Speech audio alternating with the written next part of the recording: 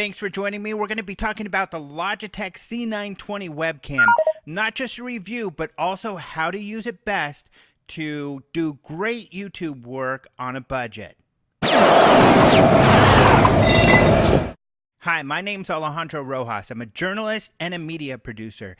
And a lot of time I'm in front of the camera or behind the microphone, or I'm working with somebody else's equipment, so it's really expensive. And so when I started to do my own videos, I had to look at how to do, cool YouTube videos at an affordable price. And I wanted to get rolling before I knew everything because, as you all know, this field is so complicated. So one of the things that I had, and I mostly used it, I planned to do some videos, but I mostly wanted to do, just your regular talking on the phone, Skype, stuff like that. So I got this really cool HD Logitech, because even though I was going to be talking to my buddies or whoever, I wanted to make sure that they could see me really well and that I had really good quality video, because sometimes actually I do talk to like production companies and stuff like that, and they want to do some video, so they want me to talk to them, and I want them to see me at my best.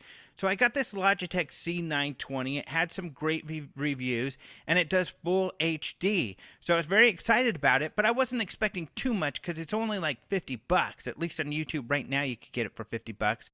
So not too expensive. I ended up loving it, and the video comes out really great. In fact, like right now I'm using a GH3, so I'm using a DSLR camera, one of those more expensive kind of setups. And in a later video, I'm going to show you how I hooked this up and how I did it all on a budget. Yet again, I think I'm streaming on this DSLR cheaper than anybody else can do it. And I'll show you how in another video.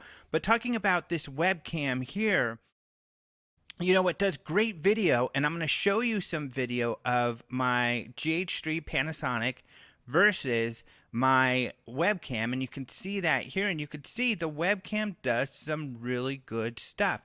So it's a great camera, and I had no problem. I plugged it in. It's worked on my Mac. It's worked on my PCs. It's small enough that it can travel, but there's a couple tips that I want to give you, some pro tips here on how to use it. First of all, light. Every camera needs lots and lots of light. Right now it's the daytime. I'm by this big window that's putting in a lot of light here. You can see the side of my face is pretty lit up. That's because the sun and the light is coming in here.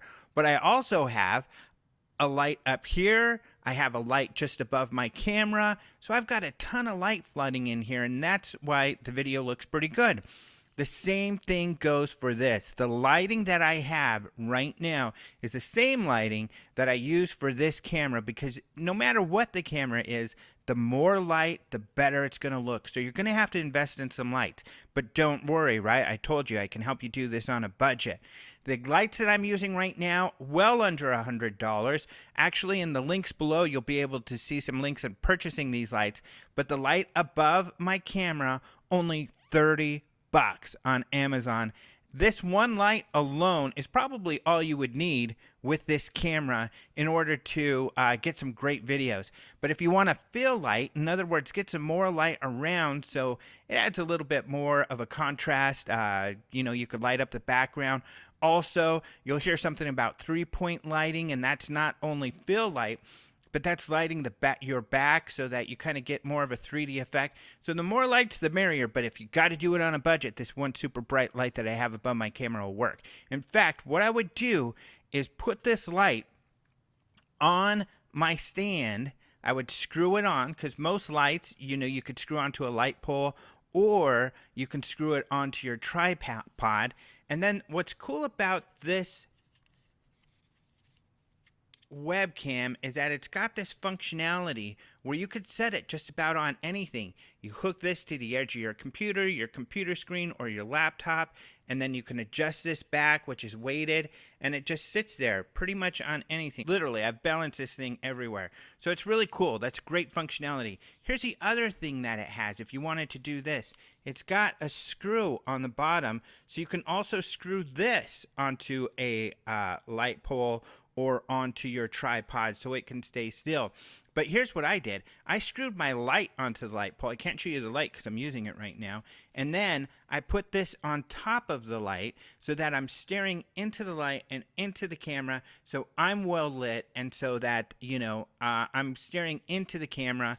And the one thing, because you can't zoom or anything, you'll need to move it around to position it in the right place. So that way I had the light and the camera right where I needed it, which is really important. And you can see in that video that I just showed you, I mean, everything's lit very well. It looks really good. Some people might argue that it almost looks as good as a DSLR. Someone like me that's looking at video, I can tell the difference, especially when you saw the little alien in the picture there.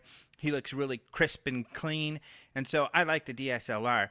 But on a budget, this thing rocks. But here's the other thing you need. Not only do you need light, a lot of light to make sure that it looks great, you also need a good microphone. Now, I'm talking about on a budget, right? This is not a budget microphone. This right here is a Rode Broadcaster, pretty expensive, probably around $350, $400. So save up. Get this down the line once you're making a bunch of money on YouTube or getting lots of sponsorships or something like that. However, there are much less expensive microphones out there. For example, here's a USB microphone. This is a really cool one. This is the Audio-Technica ATR 2100 USB, and you have a couple options here. You can use it USB. You can also use it with an XLR cable, which is your traditional camera microphone, and you can also adjust the volume and plug a microphone or a headphone into it so you can monitor the sound.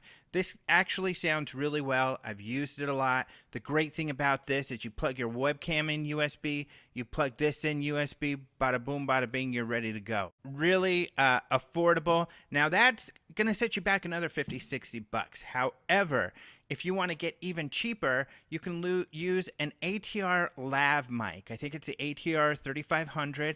I'll have links to it below. But that's a lav mic, which you can just plug into your computer. You pin it onto your shirt. Sounds great. I think that this ATR 3500 lav mic is great. And then you're good to go. Those will run you about $30, $35. However, there's another one out there. I think it's called the Movi, and I'll have a link down there. Only 20 bucks. People argue that the Movi's about as good as the 3500 ATR. I like the ATR 3500 a little better personally, but still, they both sound great, and they're both very good, cheap solutions. So if you're going to use this webcam and you're going to do YouTube videos, you need an external mic. Don't rely on the sound that comes on board on here, and you're going to need lights. But like I said, there's links below for really affordable solutions.